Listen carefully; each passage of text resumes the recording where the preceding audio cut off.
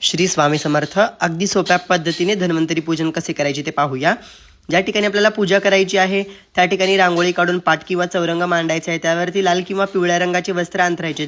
त्यावरती तुम्हाला धन्वंतरी भगवंताचा फोटो मांडायचा आहे. फोटोला एक हार घालायचा आहे तुम्हाला. आणि धन्वंतरी देवताची आपण पूजेमध्ये पंचोपचार पूजन करणार आहोत. तर सर्वात आधी तुम्हाला मंगल तिलक, आचमन, प्राणायाम करायचा आहे. त्यानंतर देशोकालाचा उच्चारण करून संकल्प करायचा आहे.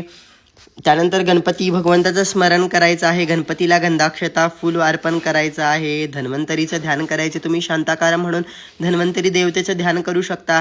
2 वेळा अक्षता वाहायची आहे धन्वंतरी देवतेला आणि पंचोपचार पूजन करायचं आहे. गंधाक्षता, हळदी कुंकू, फुलं अर्पण करायची आहे. धूप दीप नैवेद्य अर्पण करायचं आहे.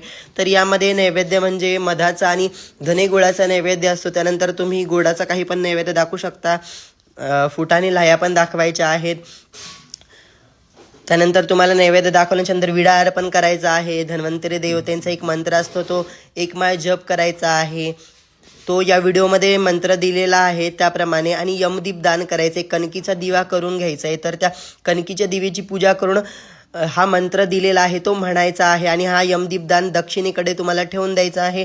दुसऱ्या दिवशी तुम्ही बाहेर तो ठेवून टाकायचा कुठेतरी, जिथे आपली दृष्टी पडणार नाही त्या ठिकाणी. त्यानंतर तुम्हाला एक माळ जप करायचा आहे धन्वंतरी भगवंताचा. याप्रमाणे मंत्र आहे. या व्हिडिओमध्ये पण मंत्र दिलेले. ओम नमो भगवते वासुदेवाय, धन्वंतरी अमृत कलशहस्ताय, सर्व मायाविनाशाय, त्रिलोकनाथाय, महाविष्णवे स्वाहा. व्हिडिओला लाईक करा, शेअर करा, कमेंट करा आणि आपला देवधर्म ही संस्कृती या पेजला फॉलो पण करा. श्री स्वामी समर्थ.